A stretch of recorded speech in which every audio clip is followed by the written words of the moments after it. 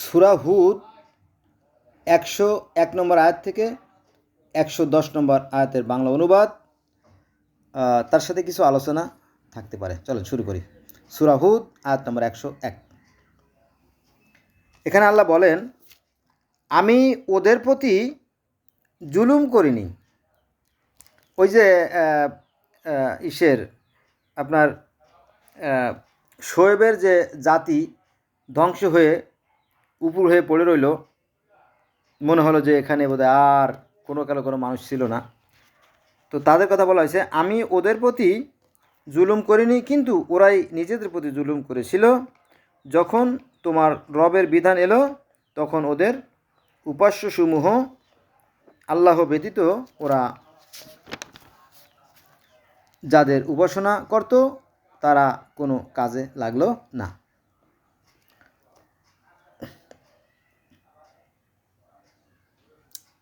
ধ্বংস ব্যতীত ওদের অন্য কিছু বৃদ্ধি পেল না। সূরা হুদ আয়াত নম্বর 102। এখানে বলা হয়েছে, এরূপই তোমার রবের আঘাত তিনি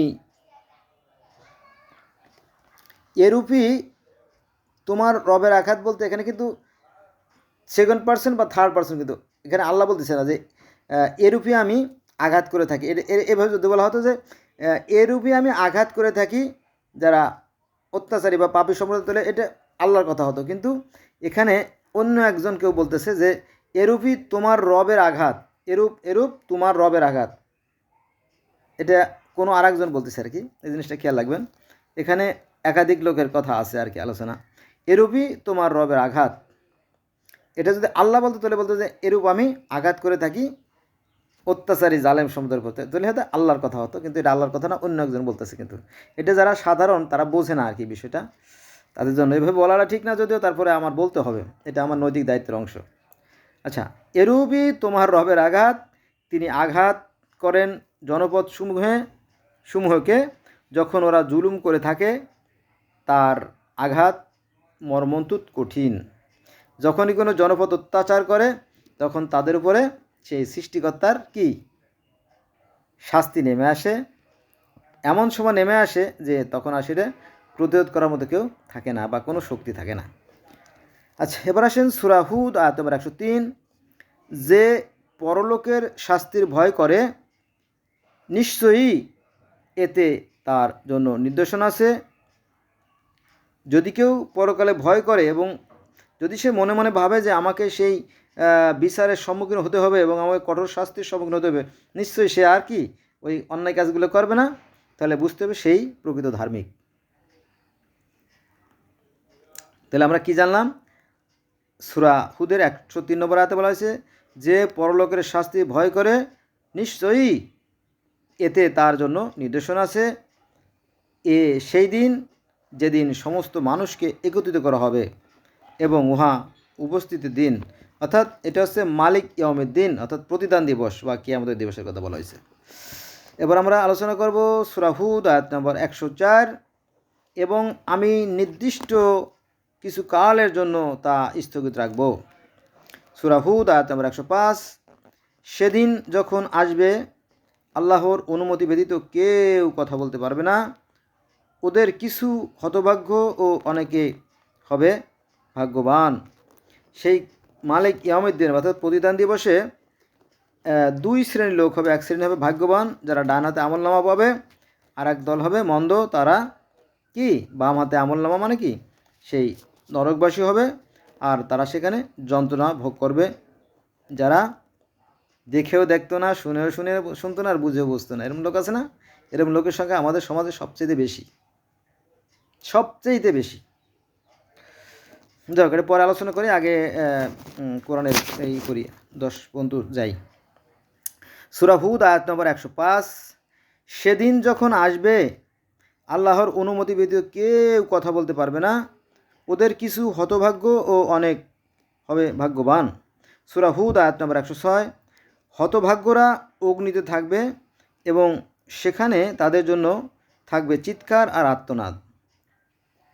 যেখানে শাস্তি সেখানেই তো চিৎকার, সেখানে তো আর্তনাদ। তার মানে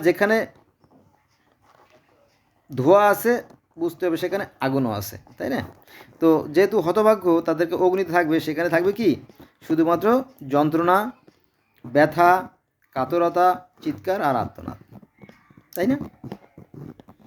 আচ্ছা, এবার আসেন সূরা হুদ আয়াত নম্বর 107। সেখানে তারা স্থায়ী হবে ততদিন পর্যন্ত যতদিন আকাশ ও পৃথিবী বিদ্যমান থাকবে, যদি না প্রভু অন্যরূপ কিছু করেন। তোমার প্রভু যা ইচ্ছে তাই করেন। সেই মহান সৃষ্টিকর্তা রব্বুল আলামিনের ক্ষমতার কথা বলা হয়েছে। তিনি যা ইচ্ছে তাই করেন, আর তিনি যদি চান যে আমি ক্ষমা করে দেব, দিতে পারেন। এ ব্যাপারে কারো কোনো মত নেই, কারণ সৃষ্টিকর্তার ইচ্ছা সকলের ঊর্ধ্বে। আচ্ছা, এবার আসেন সূরা হুদ আয়াত নম্বর 108। এবং ভাগ্যবানরা থাকবে জান্নাতে, যারা ভাগ্যবান তারা থাকবে জান্নাতে, সেখানে তারা স্থায়ী হবে ততদিন পর্যন্ত যতদিন আকাশ ও পৃথিবী বিদ্যমান থাকবে, যদি না তোমাদের প্রভু অন্যরূপ ইচ্ছা করেন। সেই দান অফুরন্ত। সূরা হুদ আয়াত নম্বর 109। তাদের উপাস্যের ব্যাপারে সংশয়যুক্ত হইও না। পূর্বে ওদের পিতৃপুরুষেরা তাদের উপাসনা করত, ওরা তাদের উপাসনা করে। আমি অবশ্যই তাদের প্রাপ্য পুরোপুরি দেব, কিছুমাত্র কম দেব না। সূরা হুদ আয়াত নম্বর 110। আমি মূসাকে গ্রন্থ দিয়েছিলাম, অতঃপর এতে মতভেদ ঘটেছিল। তোমার প্রতিপালকের পূর্বে ঘোষণা না থাকলে ওদের মীমাংসা তো হয়ে যেত। ওরা অবশ্যই এর সম্বন্ধে বিভ্রান্তির সন্দেহে ছিল।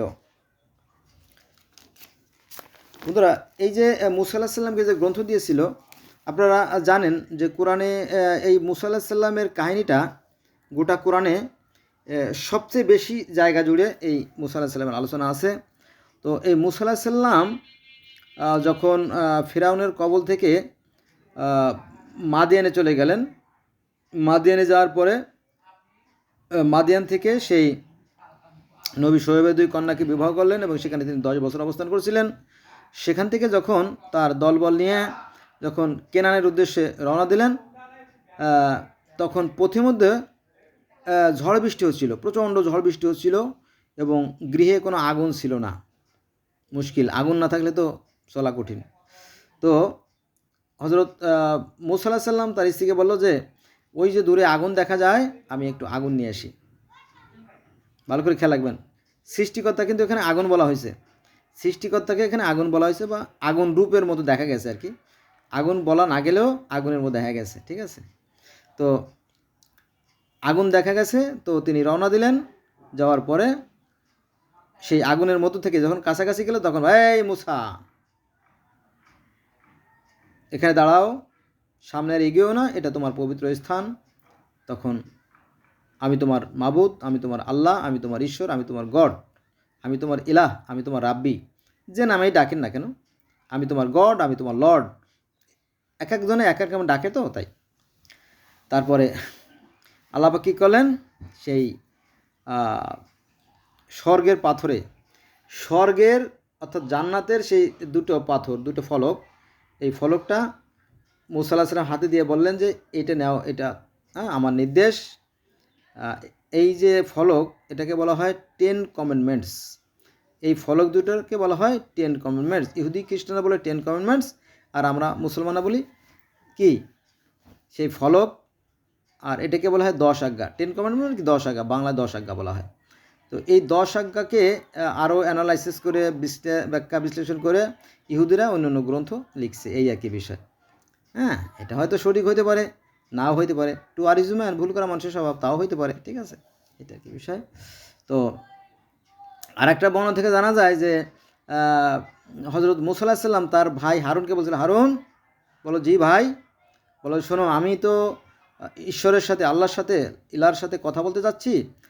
তুমি এই কয়দিন, আমি তো 40 দিনের মতো থাকবো, 30 দিনের মতো থাকবো, 30 দিন। তো 30 দিনের মতো থাকবো, তুমি আমার উম্মত, তোমার উম্মত মনে করে খুব সাবধানে এদেরকে চালাবা, কার কি প্রয়োজন। এই তো মুসা আলাহিসাল্লামের 10 দিন দেরি হয়েছিল, মাত্র 10টা দিন দেরি হয়েছিল। ওই যে 40 দিনের রোজা, 30 দিনের জায়গায় 40 দিন। তো এর ভিতরে সামিরি নামে এক ব্যক্তি, সামিরির পরামর্শে ওই যে স্বর্ণ জোগাড় করে একটা গোল্ডেন কাউ তৈরি করে, যেটা ছিল বেয়াদবি, যেটা ছিল ঈশ্বরের বিরুদ্ধচারণ মূর্তি, ওই যে গরুর মূর্তি তৈরি করেছিল, এটা ছিল অন্যায়।